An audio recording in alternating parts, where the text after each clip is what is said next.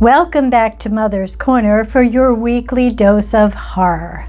Tonight we're delving into The Strange High House in the Mist by H.P. Lovecraft, published in 1931. Are you ready? Let's go. In the morning, mist comes up from the sea by the cliffs beyond Kingsport.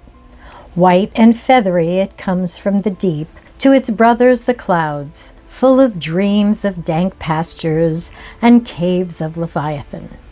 And later, in still summer rains on the steep roofs of poets, the clouds scatter bits of those dreams, that men shall not live without rumor of old strange secrets, and wonders that planets tell planets alone in the night. When tales fly thick in the grottos of Tritons, and conchs in seaweed cities blow wild tunes learned from the elder ones, then great eager mists flock to heaven laden with lore, and oceanward eyes on tile rocks see only a mystic whiteness, as if the cliff's rim were the rim of all earth, and the solemn bells of buoys tolled free in the ether of faery. Now north of archaic Kingsport, the crags climb lofty and curious, terrace on terrace, till the northernmost hangs in the sky like a gray frozen wind cloud. Alone it is, a bleak point jutting in limitless space, for there the coast turns sharp where the great Miskatonic pours out the plains past Arkham, bringing woodland legends and little quaint memories of New England's hills. The sea folk of Kingsport look up at that cliff, as other sea folk look up at the pole star, and time the night's watches by the way it hides or shows the great bear, Escape-topia, and the dragon. Among them is one of the firmament, and truly it is hidden from them when the mist hides the stars or the sun. Some of the cliffs they love, as that whose grotesque profile they call Father Neptune, or that whose pillared steps they term the causeway. But this one they fear because it is so near the sky. The Portuguese sailors coming in from voyage cross themselves when they first see it, and the old Yankees believe it would be much graver matter than death to climb it, if indeed it were possible. Nevertheless, there is an ancient house on that cliff, and at evening men see lights in the small paned windows. The ancient house has always been there, and people say one dwells within who talks with the morning mists that come up from the deep, and perhaps sees singular things oceanward at those times when the cliff's rims become the rim of all earth, and solemn buoys toll free in the white ether of faery. This they tell from hearsay, for that foreboding crag is always unvisited, and natives dislike to train telescopes on it. Summer boarders have indeed scanned it with jaunty binoculars, but have never seen more than the gray primeval roof, peaked and shingled, whose eaves come nearly to the gray foundations, and the dim yellow light of the little windows peeping out from under those eaves in the dusk. These summer people do not believe that the same one has lived in the ancient house for hundreds of years, but cannot prove their heresy to any real Kingsporter. Even the terrible old man who talks to leaden pendulums in bottles, buys groceries with centuried Spanish gold, and keeps stone idols in the yard of his antediluvian cottage in Water Street, can only say these things were the same when his grandfather was a boy, and that must have been inconceivable ages ago, when Belcher or Shirley or Pownell or Bernard was governor of His Majesty's province of the Massachusetts Bay. Then one summer came a philosopher into Kingsport. His name was Thomas Olney, and he taught ponderous things in a college by Narragansett Bay. With stout wife and romping children he came, and his eyes were weary with seeing the same things for many years, and thinking the same well-disciplined thoughts. He looked at the mists from the diadem of Father Neptune, and tried to walk into their white world of mystery along the tightened steps of the causeway. Morning after morning he would lie on the cliffs and look over the world's rim at the cryptical ether beyond, listening to spectral bells and wild cries of what might have been gulls. Then, when the mist would lift and the sea stand out prosy with smoke of steamers, he would sigh and descend to the town, where he loved to thread the narrow olden lanes up and down hill, and study the crazy tottering gables and odd pillared doorways which had sheltered so many generations of sturdy sea folk. And he even talked with the terrible old man who was not fond of strangers, and was invited into his fearsomely archaic cottage, where low ceilings and wormy paneling hear the echoes of disquieting soliloquies in the dark small hours.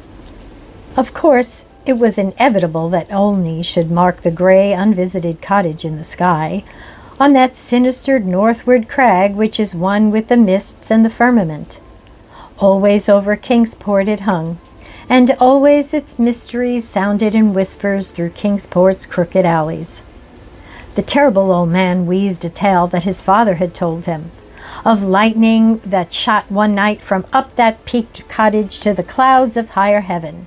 And Granny Orney, whose tiny gable-roofed abode in Ship Street is all covered with moss and ivy, croaked over something her grandmother had heard at second hand, about shapes that flapped out of the eastern mist straight into the narrow single door of that unreachable place. For the door is set close to the edge of the crag toward the ocean. At length, being avid for new strange things, and held back by neither the Kingsporter's fear nor the summer boarder's usual indolence, Olney made a very terrible resolve.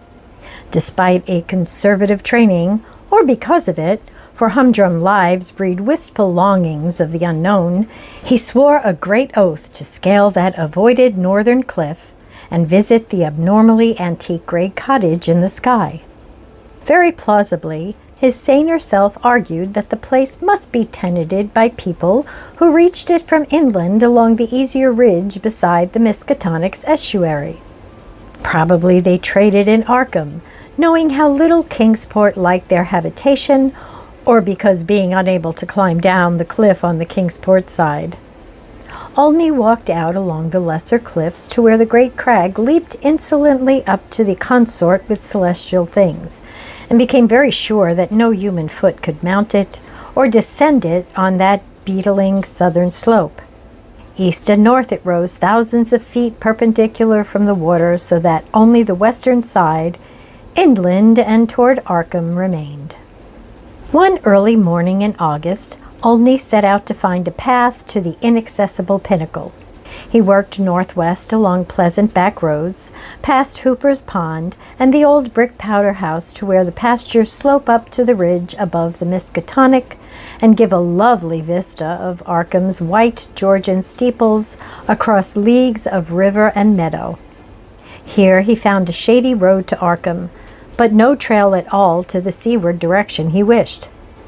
Woods and fields crowded up the high bank of the river's mouth, and bore not a sign of man's presence, not even a stone wall or a straying cow, but only the tall grass and giant trees and tangles of briars that the first Indian might have seen. As he climbed slowly east, higher and higher above the estuary, on his left and nearer the sea, he found the way growing in difficulty till he wondered how ever the dwellers in that disliked place managed to reach the world outside, and whether they came often to market in Arkham. Then the trees thinned, and far below him on his right he saw the hills and antique roofs and spires of Kingsport. Even Central Hill was a dwarf from this height, and he could just make out the ancient graveyard by the Congregational Hospital, beneath which rumor said some terrible caves or burrows lurked. Ahead lay sparse grass and shrub blueberry bushes, and beyond them the naked rock of the crag and the thin peak of the dreaded gray cottage. Now the ridge narrowed, and Olney grew dizzy at his loneliness in the sky. South of him the frightful precipice above Kingsport, north of him the vertical drop of nearly a mile to the river's mouth. Suddenly a great chasm opened before him, 10 feet deep, so that he had to let himself down by his hands and drop to a slanting floor, and then crawl perilously up a natural defile in the opposite wall. So this was the way the folk of the uncanny house journeyed between earth and sky. When he climbed out of the chasm, a morning mist was gathering, but he clearly saw the lofty and unhallowed cottage ahead, walls as gray as the rock, and high peaks standing bold against the milky white of the seaward vapors. And he perceived that there was no door on this landward end, but only a couple of small lattice windows with dingy bullseye panes leaded in 17th century fashion. All around him was cloud and chaos, and he could see nothing below the whiteness of illimitable space. He was alone in the sky with this queer and very disturbing house. And when he sidled around to the front and saw that the wall stood flush with the cliff's edge, so that the single narrow door was not to be reached save from the empty ether, he felt a distinct terror that altitude could not wholly explain. And it was very odd that shingles so worm-eaten could survive, or bricks so crumbled still form a standing chimney. As the mist thickened, Olney crept around to the windows on the north and west and south sides, trying them but finding them all locked. He was vaguely glad they were locked, because the more he saw of that house, the less he wished to get in. Then a sound halted him. He heard a lock rattle and a bolt shoot, and a long creaky follow as if a heavy door were slowly and cautiously opened. This was on the oceanward side that he could not see, where the narrow portal opened on blank space thousands of feet in the misty sky above the waves. Then there was heavy, deliberate tramping in the cottage, and Olney heard the windows opening, first on the north side opposite him, and then on the west just around the corner. Next would come the south windows under the great low eaves on the side where he stood. And it must be said that he was more than uncomfortable as he thought of the detestable house on one side and the vacancy of upper air on the other.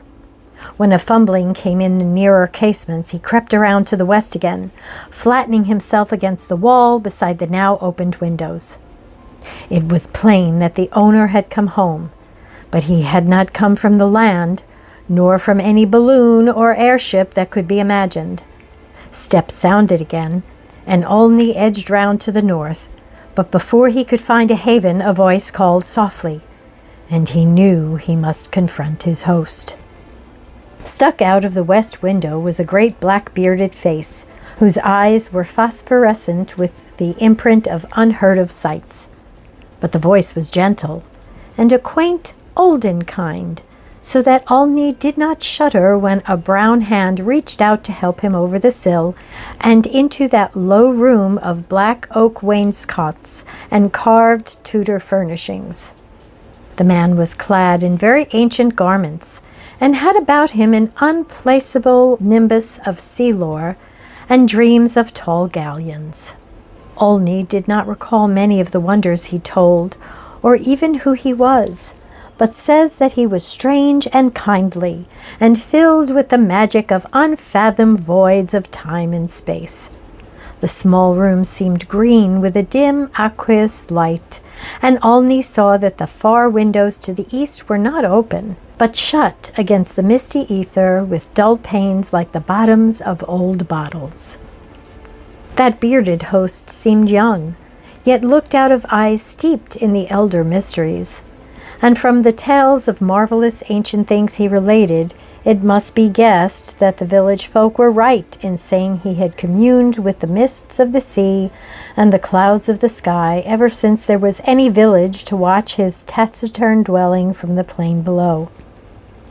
And the day wore on, and still Olney listened to rumors of old times and far places, and heard how the kings of Atlantis fought with the slippery blasphemies that wriggled out of the rifts in ocean floor, and how the pillared and weedy temple of Poseidon is still glimpsed at midnight by lost ships, who knew by its sight that they were lost. Years of the Titans were recalled, but the host grew timid when he spoke of the dim first age of chaos before the gods, or even the elder ones, were born, and when the other gods came to dance on the peak of Hathikaya in the stony desert of Ulthar, beyond the river sky. It was at this point that there came a knocking at the door, that ancient door of nail-studded oak beyond which lay only the abyss of the white cloud. Olney started in fright, But the bearded man motioned him to be still and tiptoed to the door to look out through a very small peephole. What he saw he did not like, so he pressed his fingers to his lips and tiptoed around to shut and lock all the windows before returning to the ancient settle beside his guest. Then Olney saw lingering against the translucent squares of each of the little dim windows in succession a queer black outline as the caller moved inquisitively about before leaving. And he was glad his host had not answered the knocking, for there are strange objects in the great abyss, and the seeker of dreams must take care not to stir up or meet the wrong ones. Then the shadows began to gather, first little furtive ones under the table, and then bolder ones in the dark paneled corners. And the bearded man made enigmatic gestures of prayer, and lit tall candles in curiously wrought brass candlesticks. Frequently he would glance at the door, as if he expected someone, and at length his glance seemed answered by a singular rapping which must have followed some very ancient and secret code. This time he did not even glance through the peephole, but swung the great oak bar and shot the bolt, unlatching the heavy door and flinging it wide to the stars and the mist. And then, to the sound of obscure harmonies, there floated into that room from the deep all the dreams and memories of earth's sunken mighty ones. And golden flames played about weedy locks, so that Olney was dazzled as he did them homage. Trident-bearing Neptune was there, and sportive tridents and fantastic Nereids, and upon dolphins' backs was balanced a vast crenulate shell wherein rode the gay and awful form of primal Nodens, lord of the great abyss. And the conchs of the Tritons gave weird blasts, and the Nereids made strange sounds by striking on grotesque resonant shells of unknown lurkers in black sea caves. Then hoary Nodens reached forth a wizened hand and helped Olney and his host into the vast shell, where the conchs and the gongs set up a wild and awesome clamor. And out into the limitless ether reeled that fabulous train, the noise of whose shouting was lost in the echoes of thunder. All night in Kingsport they watched that lofty cliff when the storm and the mists gave them glimpses of it. And when toward the small hours the little dim windows went dark, they whispered of dread and disaster. And Olney's children and stout wife prayed to the bland proper God of Baptists, and hoped that the traveler would borrow an umbrella and rubbers, unless the rain stopped by morning. Then dawn swam dripping and mist wreathed out of the sea, and the buoys told solemn in vortices of white ether. And at noon elven horns rang over the ocean as Olney, dry and light-footed, climbed down from the cliffs to antique Kingsport with the look of faraway places in his eyes. He could not recall what he had dreamed in the sky-perched hut of that still nameless hermit, or say how he had crept down that crag untraversed by other feet. Nor could he talk of these matters at all save with the terrible old man, who afterward mumbled queer things in his long white beard, vowing that the man who came down from that crag was not wholly the man who went up, and that somewhere under that gray-peaked roof, or amidst inconceivable reaches of that sinister white mist, there lingered still the lost spirit of him who was Thomas Olney. And ever since that hour, through dull dragging of years of grayness and weariness, the philosopher has labored and eaten and slept and done uncomplaining the suitable deeds of a citizen. Not any more does he long for the magic of farther hills, or sigh for secrets that peer like green reefs from a bottomless sea. The sameness of his days no longer gives him sorrow, and well-disciplined thoughts have grown enough for his imagination. His good wife waxes stouter, and his children older and prosier and more useful, and he never fails to smile correctly with pride when the occasion calls for it. In his glance there is not any restless light, and if he ever listens for solemn bells or far elven horns, It is only at night when old dreams are wandering. He has never seen Kingsport again, for his family disliked the funny old houses and complained that the drains were impossibly bad. They have a trim bungalow now on Bristol Highlands, where no tall crags tower, and the neighbors are urban and modern. But in Kingsport, strange tales are abroad, and even the terrible old man admits a thing untold by his grandfather. For now, when the wind sweeps boisterous out of the north past the high ancient house that is one with the firmament, there is broken at last that ominous, brooding silence ever before the bane of Kingsport's maritime cotters.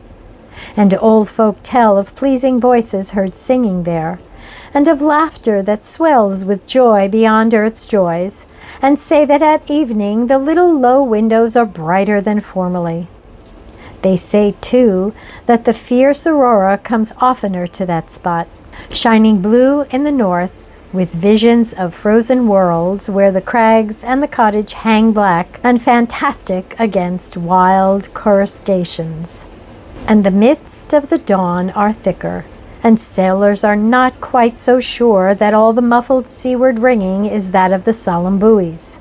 Worst of all, though, is the shriveling old fears in the hearts of Kingsport's young men, who grow prone to listen at night to the north wind's faint distant sounds.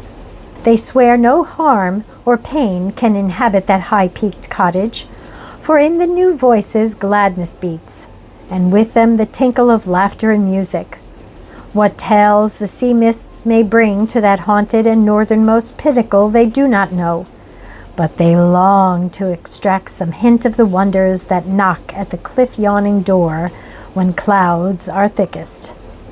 And patriarchs dread lest some day, one by one, they seek out that inaccessible peak in the sky and learn what centuried secrets hide beneath the steep shingled roof, which is part of the rocks and the stars and the ancient fears of Kingsport. That those venturesome youths will come back they do not doubt, but they think a light may be gone from their eyes, and a will from their hearts. And they do not wish quaint Kingsport, with its climbing lanes and archaic gables, to drag listless down the years while voice by voice the laughing chorus grows stronger and wilder in that unknown and terrible eyrie where mists and the dreams of mists stop to rest on their way from the sea to the skies. They do not wish the souls of their young men to leave the pleasant hearths and Gabriel-roofed taverns of old Kingsport, nor do they wish the laughter and song in that high rocky place to grow louder. For as the voice which has come has brought fresh mists from the sea, and from the north fresh lights, so do they say that still other voices will bring more mists and more lights, till perhaps the olden gods, whose existence they hint only in whispers for fear the congregational parson shall hear, may come out of the deep and from unknown Cadeth in the cold waste, and make their dwelling on that evilly appropriate crag so close to the gentle hills and valleys of quiet, simple fisher folk. This they do not wish, for to plain people of things not of earth are unwelcome, and perhaps the terrible old man often recalls what Olney said about a knock that the lone dweller feared, and a shape seen black and inquisitive against the mist through those queer translucent windows of leaded bull's-eyes. All these things, however, the elder ones only may decide. And meanwhile the morning mist still comes up by that lovely vertiginous peak with the steep ancient house, that gray, low-eaved house, where none is seen, but where evening brings furtive lights, while the north wind tells of strange revels. White and feathery it comes from the deep to its brothers the clouds, full of dreams of dank pastures and caves of Leviathan. And when tales fly thick in the grottos of Tritons, and conchs in seaweed cities blow wild tunes learned from the elder ones, then great eager vapors flock to heaven laden with lore. And Kingsport, nestling uneasy in its lesser cliffs below that awesome hanging sentinel of rock, sees oceanward only a mystic whiteness, as if the cliff's rim were the rim of all earth, and the solemn bells of the buoys tolled free in the ether of fairy. My, a strange soul-sucking cottage. Sounds a lot like my beast of room 1408. Have you come to visit? Let me know in the comments. Until next time, have a wonderful night.